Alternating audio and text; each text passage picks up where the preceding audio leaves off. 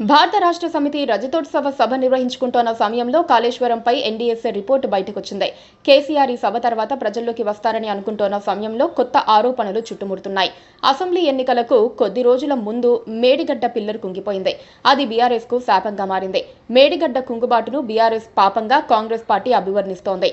BRS అధికారంలో ఉండగా సమయం, సందర్భం ఏదైనా కేసీఆర్ సహా ఆ పార్టీ నాయకులెవ్వరి నోట విన్నా కాళేశ్వరం గొప్పతనం గురించిన మాటే వినిపించేది.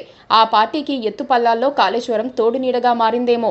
అధికారంలో ఉండగా పొగడ్తల రూపంలో కనిపించిన కాళేశ్వరం ఇప్పుడు విమర్శల రూపంలో వారిని వెంటాడుతోంది. ఏ కాళేశ్వరం పరిస్థితి, ప్రత్యామ్నాయ చర్యలపై ఎన్డీఎస్ఏ తుది నివేదిక గత డిసెంబర్ నాటికే సమర్పించాల్సి ఉంది.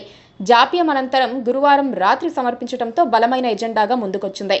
కాళేశ్వరంలో భాగంగా కట్టిన మేడిగడ్డ, అన్నారం, సుందిల్లా ప్రాజెక్టులు ఉపయోగపడవని, ఉపయోగిస్తే ఎప్పుడైనా కొట్టుకుపోవచ్చనేది నేషనల్ డ్యామ్ సేఫ్టీ అథారిటీ నివేదిక సారాంశం.